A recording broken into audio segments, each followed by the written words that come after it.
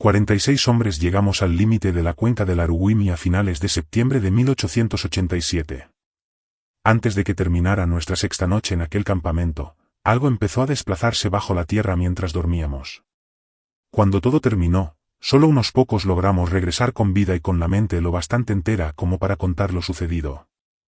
Mi nombre es Jules Banneker. Tenía 25 años cuando el Congo destruyó casi todo lo que yo creía saber sobre el mundo natural y sustituyó mis certezas por una pregunta que me ha acompañado durante más de 3 décadas. Ahora, mientras escribo desde mi casa en Brujas en el año 1922, quiero dejar constancia de aquellos días con tanta precisión como me permita la memoria. Lo hago porque los informes de la compañía redujeron lo ocurrido a una pérdida de disciplina entre los trabajadores, porque los documentos oficiales omitieron casi todo lo que vimos y porque el único hombre que permaneció a mi lado durante aquellas últimas horas, un leñador flamenco llamado Pieter Verbruggen, murió hace 4 años sin escribir jamás su propia versión. Hasta donde sé, soy el último testigo capaz de reconstruir aquella expedición desde el principio hasta el final. Yo había sido contratado como ayudante de topografía por la Société du Haut Congo Van Roui, una empresa belga dedicada al comercio de madera y otros recursos en el interior del entonces llamado Estado Libre del Congo. En Europa, buena parte de aquella región aparecía todavía en los mapas como enormes extensiones verdes atravesadas por ríos, manchas sin nombres y líneas que terminaban de pronto. Para quienes nos contrataban, aquello significaba territorio sin medir, madera sin cortar y rutas que todavía podían convertirse en números. Mi trabajo consistía precisamente en eso, transformar el bosque en cifras. Llevaba un teodolito, una brújula, cintas de medición, una regla plegable y varios cuadernos protegidos con aceite contra la humedad.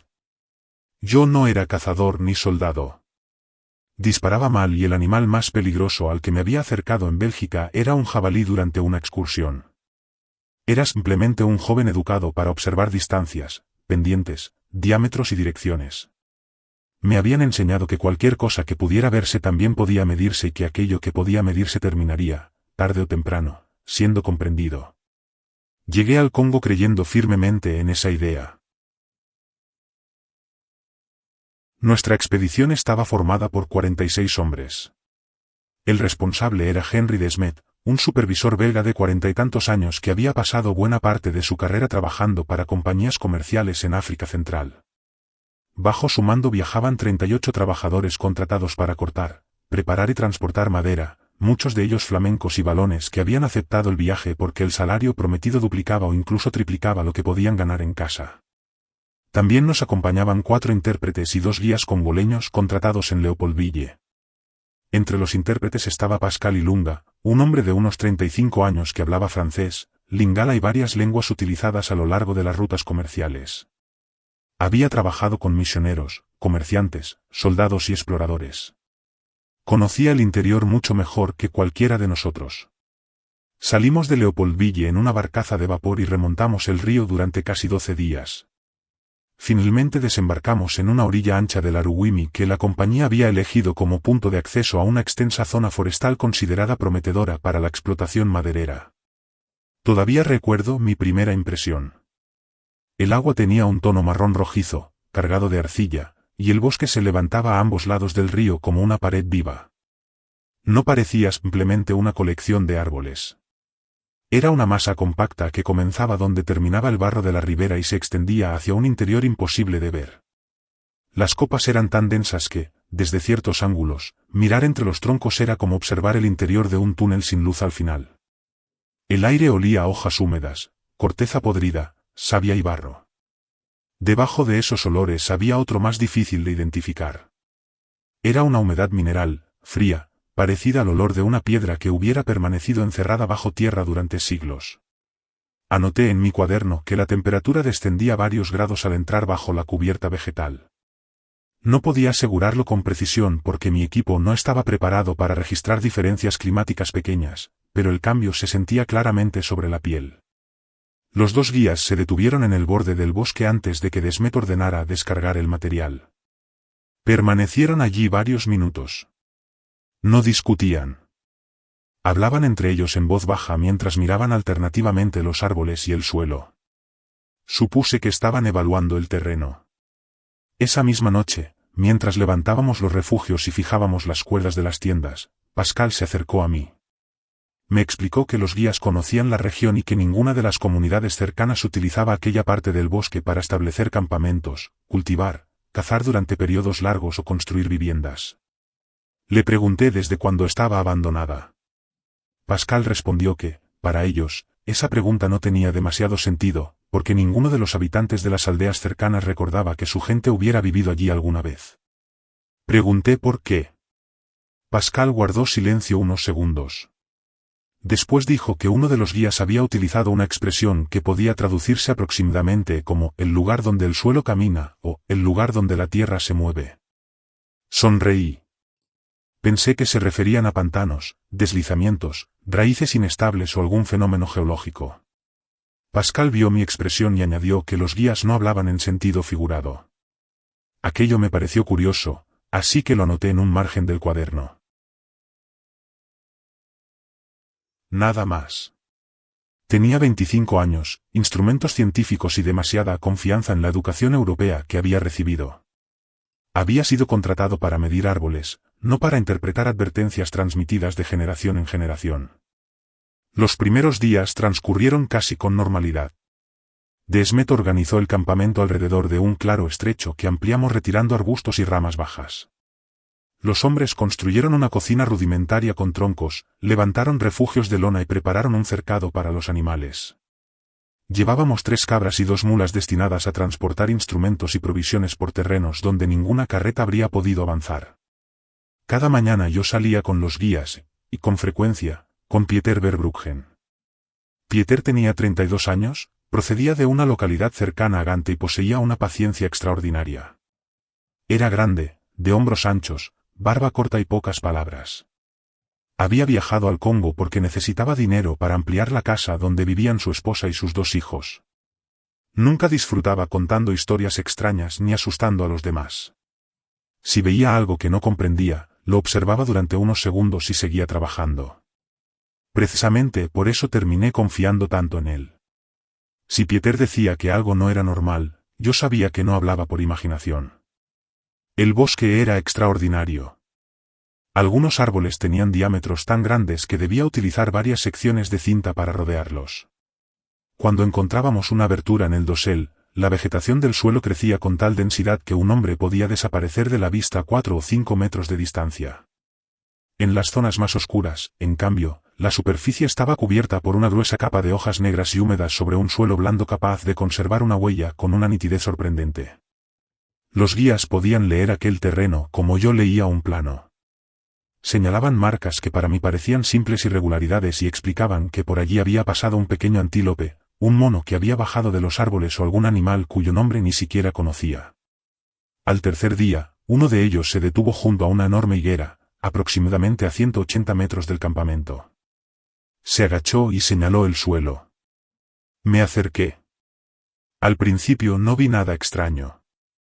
Luego distinguí varias impresiones alargadas y estrechas que se repetían formando líneas paralelas. No parecían pezuñas, garras ni patas de ningún mamífero que conociera. Cada impresión era algo más ancha que mi palma y las marcas aparecían separadas por intervalos sorprendentemente regulares.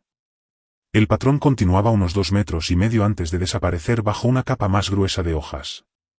Era evidente que algo había pasado por allí. Saqué la regla, medí las distancias y dibujé la forma de las marcas. Pregunté qué animal las había producido. El guía respondió una frase que Pascal tradujo como «el antiguo que pasa». No era precisamente una clasificación zoológica. En aquel momento supuse que se trataba de algún artrópodo tropical de gran tamaño, quizá un 100 pies o un 1000 pies mucho mayor que las especies europeas que yo conocía. Había leído que determinados invertebrados tropicales podían alcanzar tamaños sorprendentes, de modo que la idea no me inquietó demasiado. Cerré el cuaderno y continuamos trabajando. A la mañana siguiente desapareció la primera cabra. No encontramos sangre, pelo ni restos. La puerta del cercado seguía asegurada desde fuera. Las otras 2 cabras y las mulas estaban agrupadas en el extremo opuesto, apretadas unas contra otras. No querían comer. Una de las mulas temblaba continuamente, pero ni siquiera rebuznaba. Lo que más me llamó la atención estaba en el suelo. Una franja de tierra se había elevado formando un lomo bajo que entraba desde un lado del cercado, Atravesaba parte de la zona donde habían estado los animales y continuaba por el extremo opuesto en dirección al bosque. Era la clase de marca que uno esperaría ver si una masa considerable se hubiera desplazado justo por debajo de la superficie. Desmet examinó el lugar y dijo que seguramente una serpiente grande había encontrado una abertura entre los postes, había matado la cabra y había escapado. La mayoría aceptó la explicación porque era sencilla y porque todos teníamos trabajo que hacer. Yo no. Cuando los demás se marcharon, regresé con mi regla y mi brújula. La elevación seguía una dirección casi recta. Desde el límite del bosque hasta el interior del cercado y desde allí hacia el extremo contrario se prolongaba aproximadamente 27 metros. Su anchura máxima superaba los 30 centímetros. No había tierra removida en la superficie ni señales de excavación desde arriba. La tierra parecía haber sido empujada desde abajo. Anoté aquellas observaciones y me quedé sentado junto al cercado más tiempo del necesario.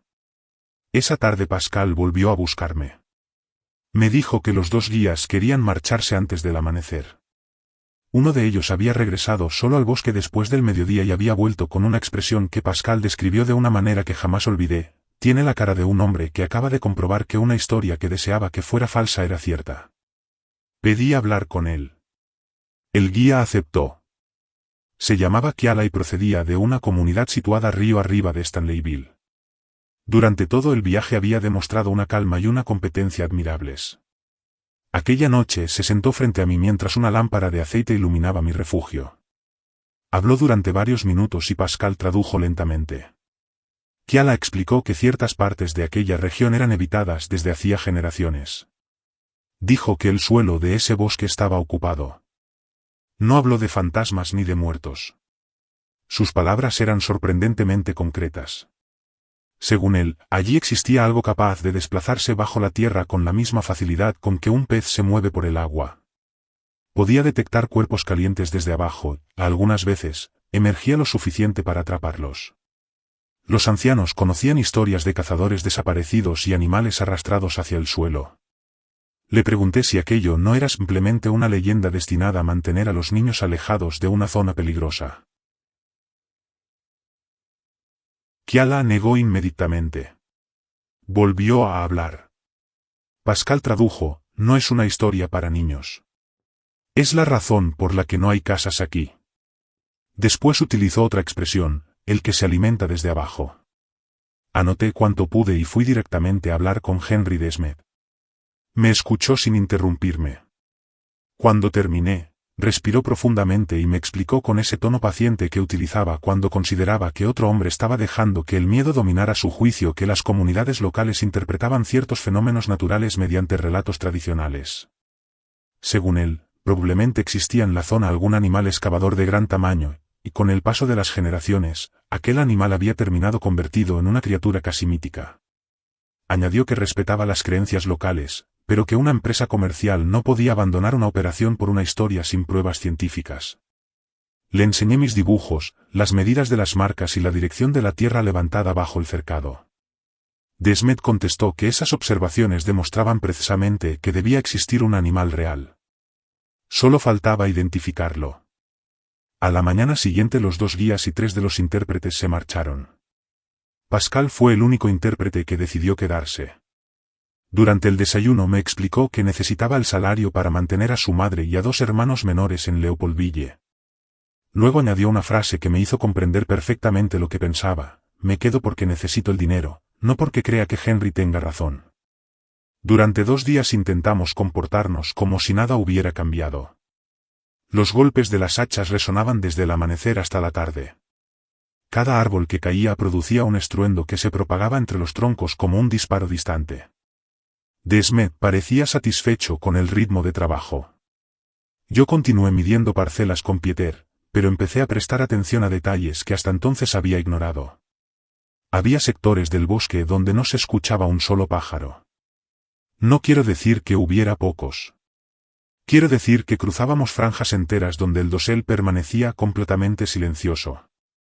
En otras zonas, los monos parecían haberse desplazado lejos de nuestras rutas habituales. Sin los guías ya no podíamos interpretar correctamente esos cambios, pero el patrón me recordó lo que había leído sobre animales que evitan el territorio de ciertos depredadores. Lo inquietante era que aquellas zonas vacías parecían hacerse más frecuentes cerca del campamento. No se lo mencioné a Desmet. Sabía que diría que el miedo estaba alterando mi percepción. Y debo reconocer que yo mismo me planteaba esa posibilidad. Era joven, estaba rodeado de un entorno que apenas comprendía y llevaba varias noches pensando en advertencias que pocas semanas antes habría considerado supersticiones. Quizá estaba convirtiendo acontecimientos normales en señales de peligro. Entonces comenzaron las vibraciones. La primera noche pensé que se trataba de un trueno lejano. No era exactamente un sonido, sino una presión profunda transmitida por el suelo. Se percibía a través de la esterilla, como una vibración grave que avanzaba durante unos segundos y luego desaparecía. Poco después regresaba desde otra dirección. A la mañana siguiente varios trabajadores dijeron haberla sentido. Uno sugirió que algún árbol enorme podía haber caído durante la noche. Otro habló de troncos acomodándose en alguna zona de tala. Desmet afirmó que quizá el río transmitía vibraciones a través del subsuelo. Ninguna explicación coincidía con lo que yo había experimentado. La vibración no permanecía en un punto. Se desplazaba. Aparecía a un lado del campamento, se detenía y regresaba desde otro. En algunos momentos parecía acercarse hacia el centro. La noche siguiente volvió. Dormí muy poco. En plena madrugada apoyé la palma contra el suelo de mi refugio y sentí una secuencia lenta de pulsaciones. No eran golpes. Era algo parecido a la presión causada por una masa que avanzara bajo nosotros. A la mañana siguiente Pieter encontró un canal en el bosque, a unos 200 metros de las tiendas. Era una depresión estrecha de unos 20 centímetros de profundidad y cerca de 40 de ancho que avanzaba casi en línea recta entre las hojas durante unos 20 metros. Lo importante no era únicamente su tamaño, sino la forma de los bordes. Estaban empujados hacia arriba. Si un animal hubiera excavado desde la superficie, habría quedado tierra suelta a ambos lados. Allí ocurría lo contrario. Parecía que algo hubiera pasado por debajo, levantando el suelo, y que después la superficie se hubiera hundido sobre el espacio vacío. Pieter permaneció observando mientras yo medía. Finalmente dijo que debíamos enseñárselo a Henry. Desmet vino con nosotros, se arrodilló, tocó la tierra y examinó varias raíces rotas. Sugirió que podía tratarse de un mamífero excavador especialmente grande. Mencionó incluso la posibilidad de un oricteropo de tamaño excepcional o de alguna especie relacionada que la ciencia europea todavía no hubiera documentado. Le pregunté cómo podía un animal así producir una galería tan larga sin dejar una entrada o una salida visibles. Respondió que conocíamos demasiado poco sobre la fauna local para sacar conclusiones. Esa noche Pieter estuvo callado durante mucho tiempo. Cuando finalmente habló dijo, eso no lo hizo un animal del tamaño que Henry quiere imaginar. Le pregunté por qué estaba tan seguro. Señaló mis manos y respondió, porque tú has medido la anchura. La segunda desaparición ocurrió antes de que anocheciera por completo. Una de las mulas dejó de estar en el cercado. Menos de una hora antes varios hombres la habían visto allí. Nadie escuchó rebuznos, golpes ni el ruido que habría provocado un animal grande intentando escapar. En el centro del corral encontramos una depresión circular de casi 60 centímetros. El terreno se había hundido hacia adentro. Una zona de tierra estaba compactada de manera extraña, como si algo hubiera presionado desde abajo y después hubiera retirado el suelo consigo. Los trabajadores se reunieron alrededor sin hacer bromas. Ese detalle fue importante. Hasta aquel día siempre había alguien dispuesto a reírse del miedo de otro o a inventar alguna explicación absurda para aliviar la tensión. Aquella tarde nadie se rió. Después de la cena Desmet reunió a todos junto al fuego principal. Habló con serenidad. Dijo que probablemente estábamos ante un depredador subterráneo desconocido para la ciencia europea. No lo presentó como algo sobrenatural, sino como un descubrimiento zoológico extraordinario.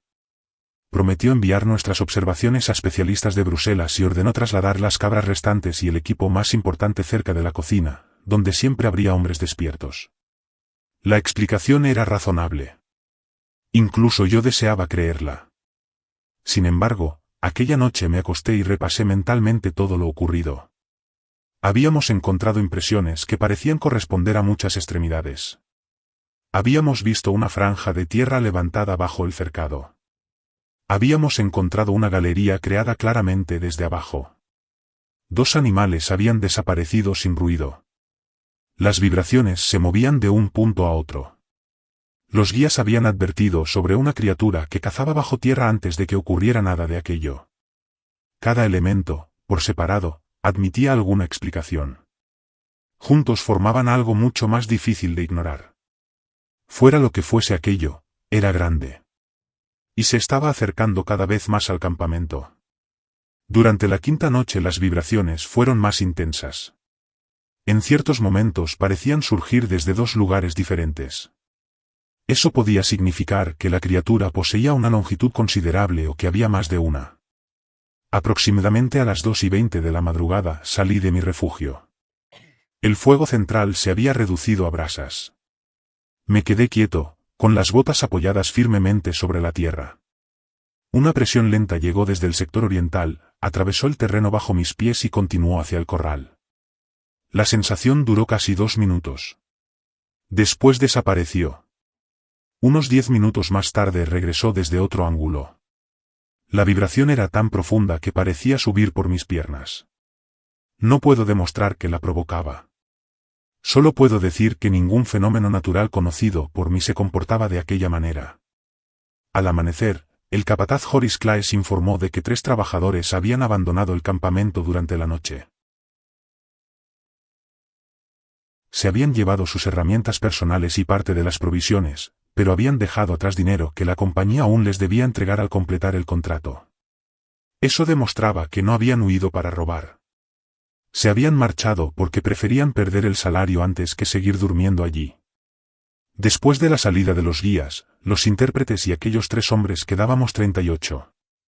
Desmet reunió al grupo y habló de obligaciones contractuales, penalizaciones y abandono del puesto. Los trabajadores escucharon en silencio. Yo observé sus rostros y comprendí que ninguno estaba pensando en cláusulas o contratos. Todos pensaban en lo mismo, la tierra bajo sus pies. Esa mañana busqué a Pieter y le dije que debíamos marcharnos. Me preguntó qué creía que había bajo nosotros. Le respondí que no lo sabía, y que precisamente esa era la razón por la que quería irme. Ninguna especie excavadora que yo conociera podía explicar las dimensiones que habíamos medido. Pieter admitió que también deseaba abandonar el lugar, pero su familia dependía del pago completo del contrato. Propuso resistir algunos días más. Conocía su situación y no pude juzgarlo. Es fácil hablar de prudencia cuando ser prudente no significa regresar a casa sin dinero para alimentar a una esposa y 2 niños. Finalmente le dije que permanecería una noche más y que al amanecer tomaríamos una decisión. Durante el resto de ese día otros 4 trabajadores se marcharon en pequeños grupos. Desmet dejó de amenazarlos con sanciones. Creo que comprendió que cuanto más insistiera en su autoridad, más evidente resultaría que ya la estaba perdiendo. La 6ª noche terminó con todo. Según mi reloj, eran aproximadamente las 2:35 cuando una vibración me despertó. Mi taza metálica se desplazó varios centímetros junto a la esterilla. El suelo entero de mi refugio temblaba. No era como un terremoto, con movimientos bruscos e irregulares. Era una presión continua, profunda, casi orgánica. Me incorporé y permanecí inmóvil. La vibración duró varios minutos. Entonces cesó de golpe. El silencio que siguió fue peor. No se escuchaban insectos. No se escuchaban ranas. No se escuchaban aves nocturnas.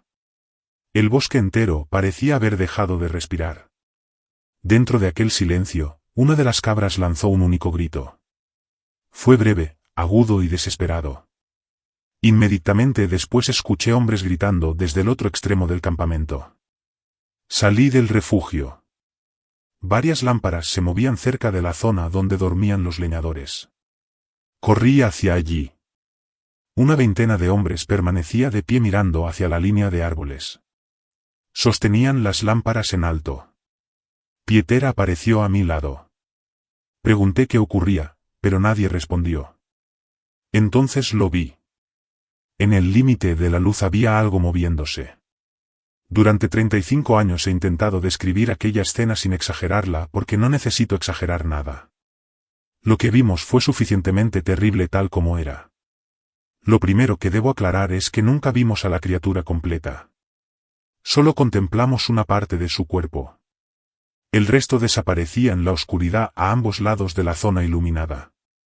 La sección visible avanzaba muy cerca del suelo y poseía numerosas patas. No 10. No 20 en total. Muchas más. Cada extremidad visible parecía más gruesa que el antebrazo de un hombre adulto. Se apoyaban contra el terreno una detrás de otra siguiendo una secuencia ondulante, perfectamente coordinada. El cuerpo estaba dividido en segmentos, de forma semejante al de un ciempiés. Cada segmento tendría quizá 40 centímetros de anchura y se elevaba aproximadamente 30 centímetros en la parte central. Intenté contar. Superé los 20 segmentos antes de perder la referencia entre sombras, patas y movimiento. La porción que alcanzábamos a ver podía medir 9 o 10 metros, pero el cuerpo continuaba dentro de la oscuridad, de modo que era imposible calcular su longitud real. Su superficie tenía un color marrón rojizo, casi idéntico al de la arcilla del río, y reflejaba la luz con una dureza que sugería una cubierta rígida en lugar de piel blanda. Pero lo que más recuerdo son las patas. Se desplazaban con una coordinación perfecta. Una fila se levantaba mientras la siguiente descendía y el movimiento recorría el cuerpo como una ola. La criatura no corría. No parecía asustada. No reaccionaba a nuestras voces ni a las lámparas. Se desplazaba con la calma de un animal que no tenía motivo para temer nada de lo que lo rodeaba. Mientras cruzaba frente a nosotros sentí en las plantas de los pies la misma presión que llevaba noches percibiendo desde debajo de mi esterilla. En ese instante comprendí que aquello era la fuente de las vibraciones. No era el río. No eran árboles cayendo. No eran troncos acomodándose ni tormentas lejanas. Era ese animal moviéndose bajo nuestro campamento.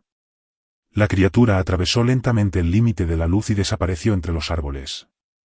Durante varios segundos nadie dijo nada. Henry de Smet habló desde detrás del grupo. Afirmó que habíamos visto una pitón extraordinariamente grande.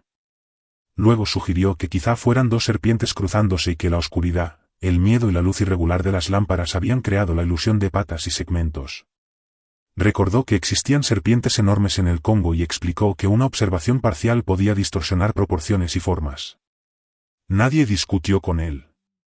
Tampoco vi a un solo hombre que creyera realmente sus palabras. Todos miraban hacia el bosque.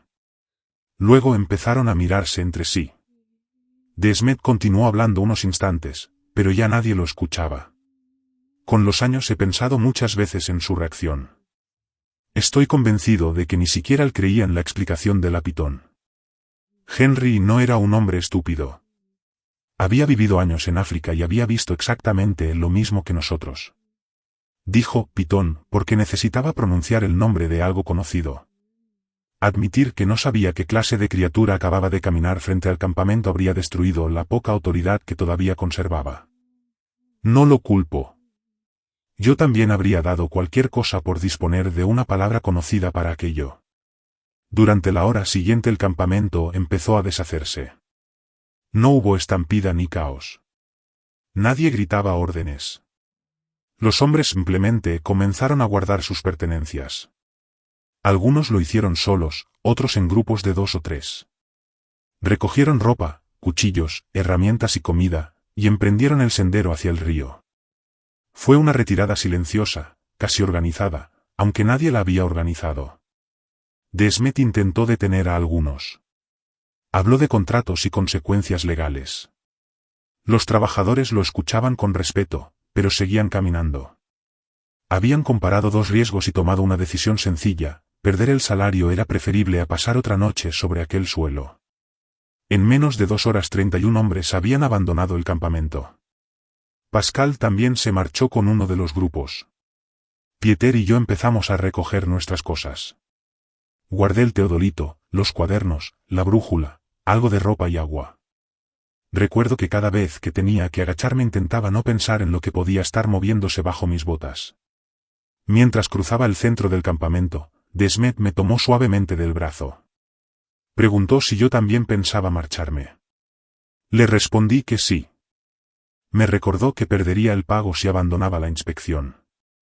Le dije que, después de lo que acabábamos de ver, el dinero había dejado de importarme. Henry guardó silencio.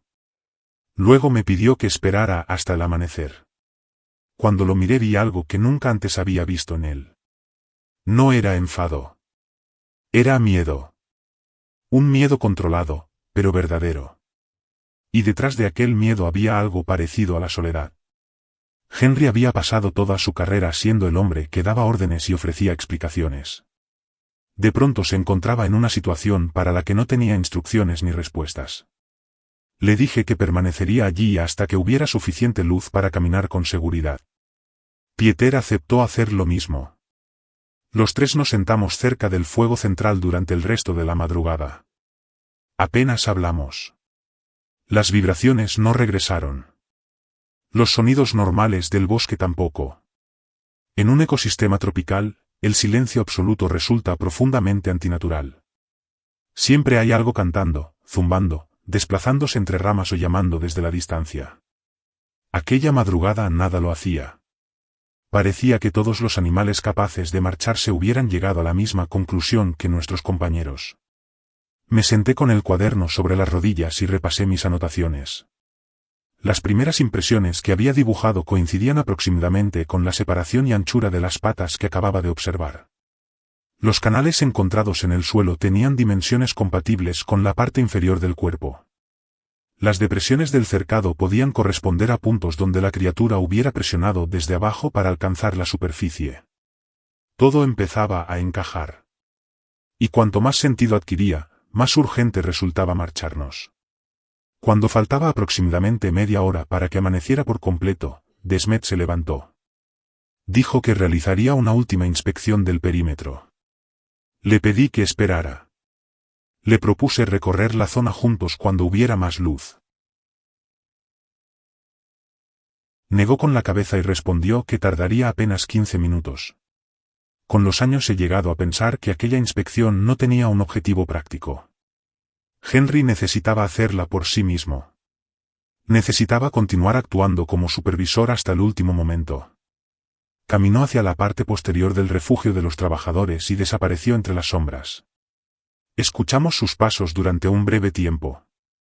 Después, nada. Esperamos. Pasaron 20 minutos. Luego 30. Pieter me miró. Yo ya estaba levantándome. Fuimos a buscarlo. El refugio estaba vacío.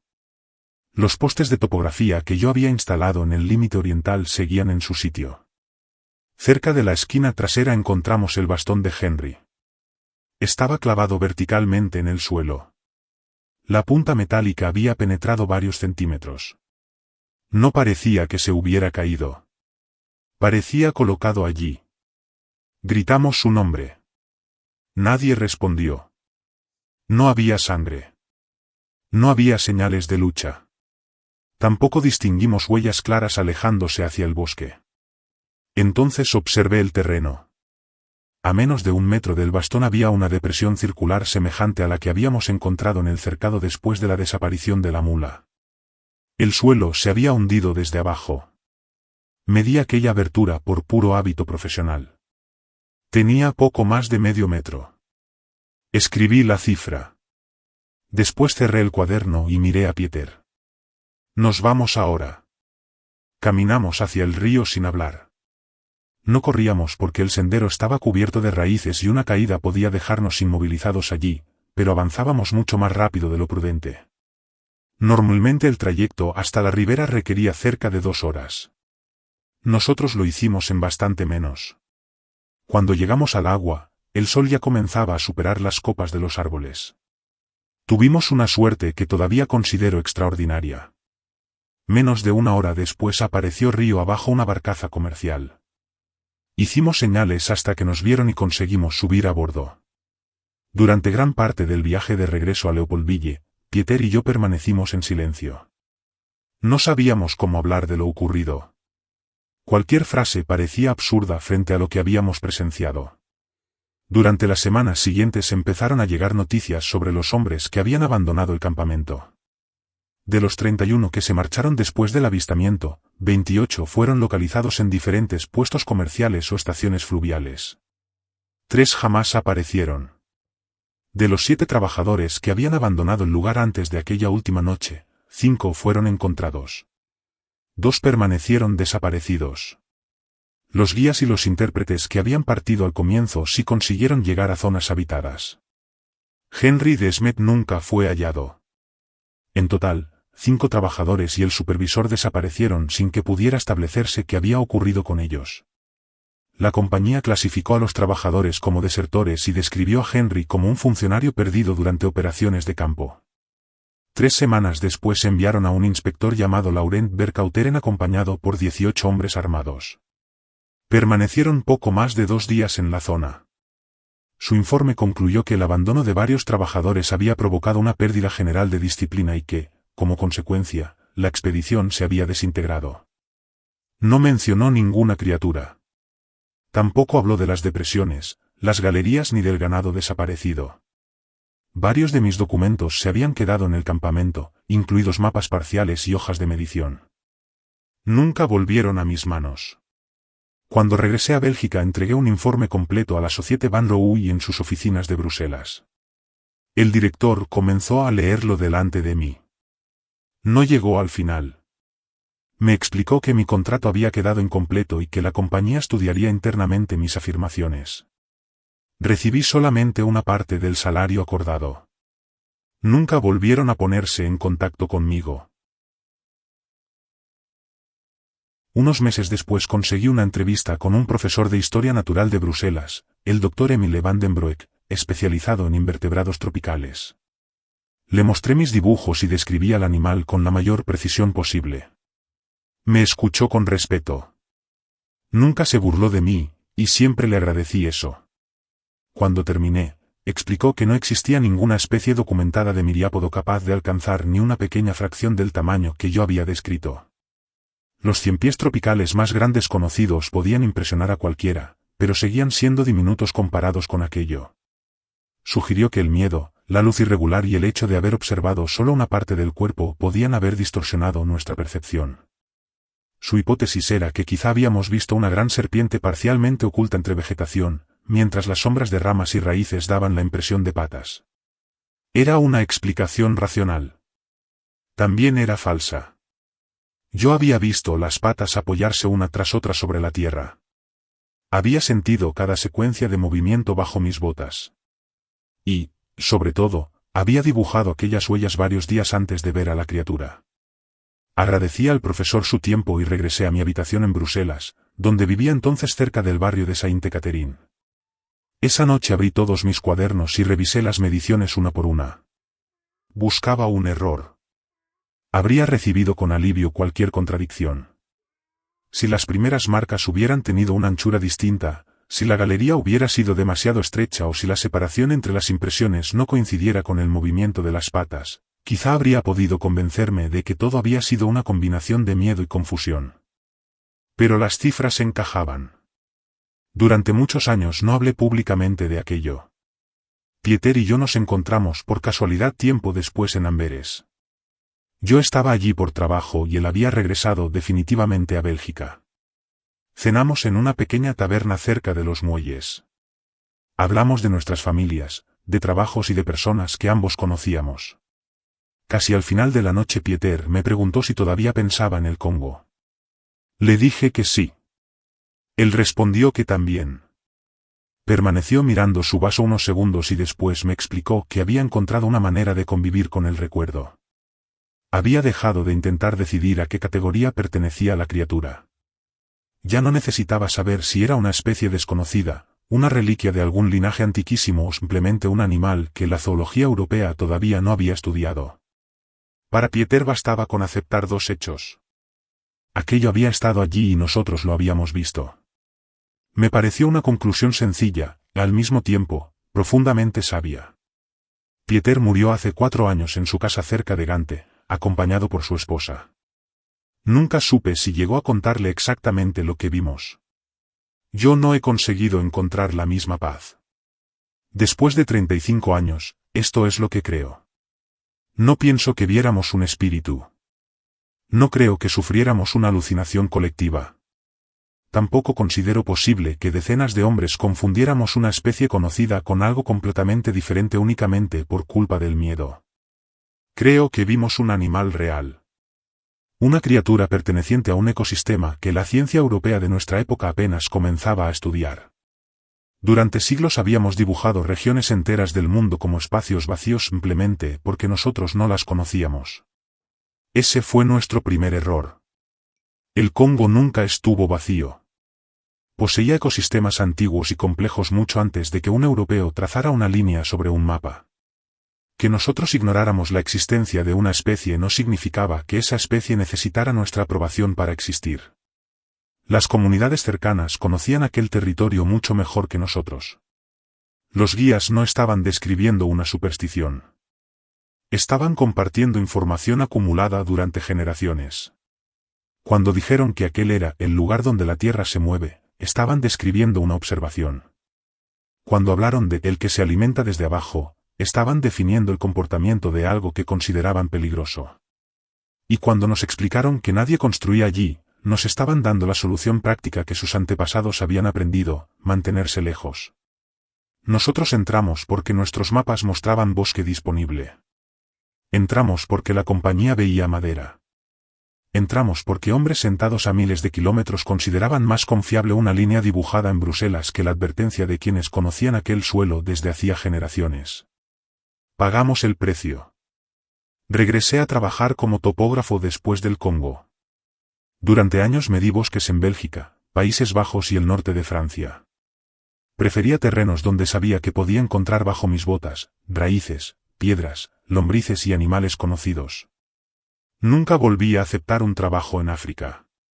Conservé los cuadernos que conseguí sacar del campamento. Todavía están conmigo. He revisado sus páginas tantas veces que algunas esquinas se han desgastado. Allí siguen las medidas de las primeras huellas. Allí está el dibujo del canal. Allí está la anchura de la depresión del cercado. Allí está la descripción que escribí junto al fuego inmediatamente después de ver pasar a aquella criatura. No son recuerdos reconstruidos 35 años después. Son palabras escritas por un joven de 25 años que todavía no sabía si sobreviviría para abandonar aquel bosque. Ahora soy un hombre viejo. No tengo nada que ganar inventando esta historia. Durante gran parte de mi vida tuve, en cambio, muchas razones para guardar silencio. No busco fama. Tampoco espero convencer a todos. Lo único que deseo es corregir una mentira que terminó convertida en versión oficial. Los hombres que huyeron del campamento no fueron cobardes ni simples desertores. Observaron lo que estaba ocurriendo y tomaron una decisión. Algunos se marcharon a tiempo. Otros no. Quizá la diferencia entre vivir y desaparecer fue solamente cuestión de horas. He pensado innumerables veces en aquella criatura. Me pregunto cuánto podía vivir. Me pregunto si existía una sola o varias. Me pregunto si todavía habrá algo semejante en regiones suficientemente profundas y aisladas. También me he preguntado durante años si nos estaba cazando de manera consciente. Ya no estoy seguro. Nunca observé nada que pudiera llamar odio, crueldad o malicia. Para aquel animal nosotros quizá no éramos europeos, trabajadores ni invasores. Éramos cuerpos calientes que se desplazaban sobre una superficie que formaba parte de su territorio. Si llevaba viviendo bajo aquel bosque miles o incluso millones de años, nuestra presencia probablemente no significaba nada especial. Llegamos, talamos árboles, clavamos postes, hicimos ruido, encerramos animales y dormimos directamente sobre la tierra. Quizá reaccionó a nuestra presencia del mismo modo que cualquier gran depredador reaccionaría ante una nueva fuente de alimento dentro de su entorno. Nosotros éramos los extraños. Nosotros estábamos donde no debíamos estar. Y lo más terrible es que podríamos haberlo sabido antes de levantar la primera tienda. Bastaba con escuchar. Había personas que ya poseían esa información. Nosotros teníamos mapas, contratos, brújulas, instrumentos y títulos. Ellos tenían memoria. Descubrimos demasiado tarde cuál de esas herramientas era más útil en aquel bosque. Hay lugares en este mundo que pertenecen a cosas mucho más antiguas que nosotros. Creo que los seres humanos comprendieron esa realidad durante buena parte de su historia. Ese conocimiento sobrevivió en límites territoriales, advertencias, relatos y costumbres que, vistas desde lejos, pueden parecer simples supersticiones. Durante el siglo XIX muchos europeos aprendimos a despreciar esa clase de conocimiento porque no estaba escrito en tratados científicos. Yo también lo desprecié. Era un joven con un teodolito y un cuaderno lleno de números. Entré caminando en una región donde hombres con mucha más experiencia que yo se detuvieron en el borde y dijeron que no debíamos continuar. Pensé que ellos tenían miedo porque no comprendían. La verdad era exactamente la contraria. Ellos tenían miedo porque comprendían. Yo no. Durante aquella última madrugada, sentado junto al fuego mientras el bosque permanecía completamente silencioso, entendí por primera vez la diferencia. Cuando encontré el bastón de Henry clavado junto a aquella depresión en la tierra, terminé de entenderla. Todavía sueño con ese lugar algunas noches. En el sueño nunca veo a la criatura. Estoy acostado dentro de mi refugio, mirando la oscuridad, y siento una vibración bajo la espalda. Al principio está lejos. Después se acerca. Sé perfectamente lo que viene y trato de levantarme, pero en el sueño siempre espero unos segundos de más. Entonces escucho mi taza metálica desplazarse sobre el suelo. Ese pequeño ruido es lo que me despierta. Me incorporo en mi cama de brujas y durante unos instantes tengo que recordarme dónde estoy. Debajo de mí solo hay vigas, piedra y tierra común. Miro hacia la ventana, escucho los sonidos de la ciudad y me digo que estoy en Bélgica, que han pasado 35 años y que aquel bosque se encuentra a miles de kilómetros. Aún así, nunca consigo volver a dormirme inmediatamente. Porque hay una última idea que jamás he podido expulsar de mi cabeza. Durante mucho tiempo pensé que nosotros habíamos descubierto a aquella criatura la noche en que la vimos cruzar frente a las lámparas. Ahora comprendo que incluso esa idea era arrogante. Nosotros no la descubrimos. Ella sabía que estábamos allí desde mucho antes. Había pasado bajo nuestro campamento. Había llegado hasta el cercado. Había tomado a los animales. Había recorrido el suelo debajo de nuestras camas noche tras noche. Durante días discutimos sobre si existía mientras ella ya conocía nuestra presencia. Cuando finalmente la vimos no estaba revelándose ante nosotros. Simplemente estaba atravesando su propio territorio. Fuimos nosotros quienes, por accidente, conseguimos verla durante unos segundos. El bosque nunca necesitó que comprendiéramos sus reglas. Tampoco necesitó que aceptáramos la existencia de aquello que vivía bajo él. Solo necesitaba que respetáramos el límite que otros hombres ya conocían. Nos advirtieron que no entráramos. Entramos de todos modos. Y el suelo, exactamente como nos habían dicho desde el principio, comenzó a moverse.